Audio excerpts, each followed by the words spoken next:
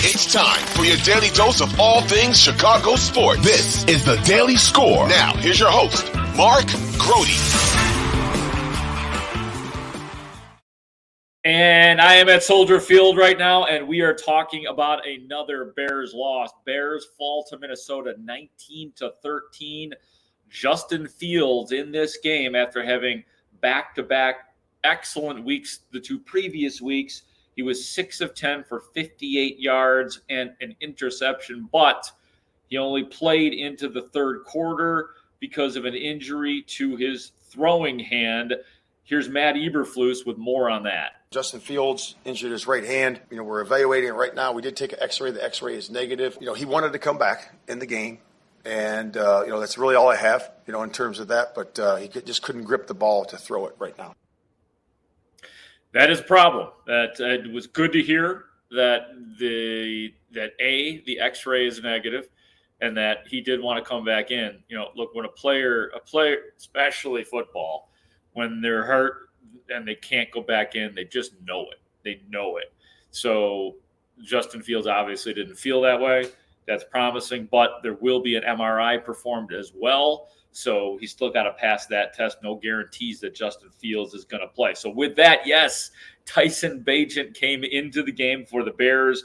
He goes 10 of 14 for 83 yards. He also had a touchdown run after leading a terrific drive. But it cannot be overlooked.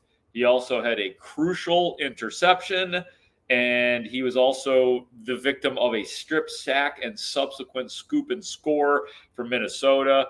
Those were rough, but this was Bagent and what he was feeling, the emotions of getting into an NFL game for the first time. Here's what he said about all that. I think more than anything, just wanting a couple of those plays back. Obviously would have liked a different outcome in the game. I think after you kind of process and think about that, just extremely grateful for, the life I've been blessed with. Not a lot of people get to do what I do and win in victory or defeat. So, I'm just, super thankful for my family, super thankful for, all my past relationships that helped me get to this moment. But, first we, like to get back to the drawing board and get a couple of those plays back and correct it, for next week. Yep, well said, and humble, and said all the right things. So let's zero in on that as well. The pick hurt because it was headed towards the end zone. It was headed towards DJ Moore, who had one-on-one coverage. That's a dream for a guy like DJ Moore. That's how he did what he did against Washington. So here's Bagent on the pick. Yeah, kind of just like what you said, DJ Moore, one of the best receivers in the world, one-on-one, anytime, we can get that, we like it. Underthrew it there a little bit. And that's on me, and that's something that, I got to fix going forward. Is that a result of the pressure? No, I think that's just a result of me, underthrowing the ball. Got to give my guy a chance. Note that, watch the film, and correct it for next week. All right, so that's Tyson Bagent. That's where things stand right there. He is QB2. We will see going forward what happens, and it all comes down to the right hand of Justin Fields, obviously. But as we were discussing, too, we kind of expected a better follow-up between Justin Fields and DJ Moore, and it just wasn't there. DJ Moore, 5 catches overall, 51 yards, and not all 5 of those throws were from Justin Fields. So DJ Moore had an interesting take on why it wasn't there this week. It's just a multitude of things that they did on defense that either hindered that or, for instance, there was 3 people on me in one play. So I was just like, okay, that's basically what it comes down to, them doing multiple different things and bringing pressure and stuff like that. Yeah, when you're triple coverage or covered, it's pretty hard to break out of that. So I thought it was interesting that DJ Moore was just kind of like, okay. 3 people going to cover me. Not sure what we're going to do about this, but they are going to. That's something that we knew that we've talked about that they eventually are going to have to find the alternative for, because DJ Moore will be, if there was ever any people overlooking DJ Moore, the Thursday night game put a stomping to that. One other thing, too, that needs to be pointed out throughout this game, Cody Whitehair did start at center. He had a rough game at center, specifically with his snaps. A lot of them were high, a few were low. just was way off base with his snapping. So that needs to be pointed out, because in the fourth quarter, there was a change made at center. Lucas Patrick, who had been in concussion protocol, last week, comes into the game and eventually replaces Cody Whitehair on Tyson Bagent's watch.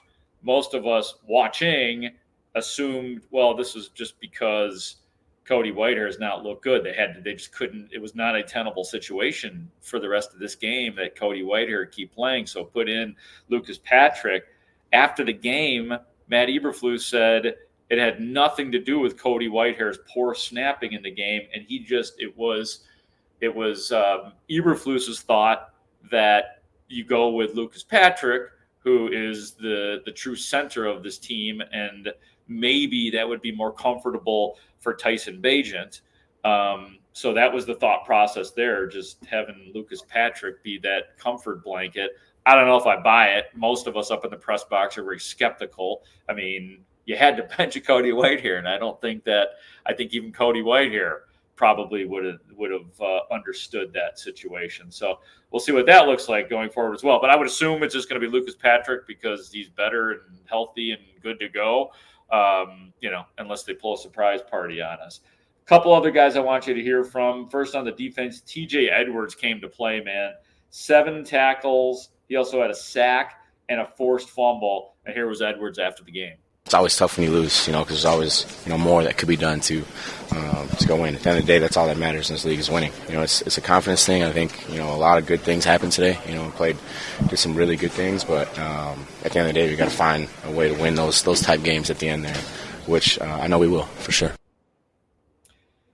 Yeah, I mean, that's the hope that they will start to put some W's on the board. This was just so disappointing because there wasn't a follow-up of what felt like momentum, quite frankly, for a couple of weeks for this Bears team. But TJ Edwards, again, looked very strong. He was, one of those days where it's been a while. It feels like it's been since Roquan Smith that we saw a linebacker game where a guy felt like he was just everywhere. That was TJ Edwards, despite the loss for the Bears. Finally, my guy, Deontay Foran, he had a pretty good game, I thought. He had that fumble at one point. It was a little bit freaky. But he did have 15 carries for 65 yards. He was asked the question in the locker room, was this something of a breakthrough for you? Breakthrough? I wouldn't call it a breakthrough. I think I left some yards out there, so very frustrated about that. Also, some things that I could clean up in a passing game as well. So, I'm excited to be able to play. Thankful for the opportunity, but definitely got some stuff to work on for sure. I feel like you proved that you deserve more. Do you feel like you showed them something today?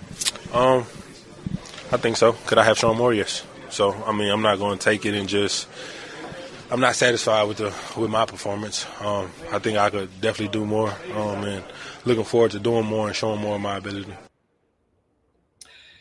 And we'll see how, if you didn't hear, Khalil Herbert out on IR, Roschon Johnson inactive because of the concussion. Same with Travis Homer. He's out and injured.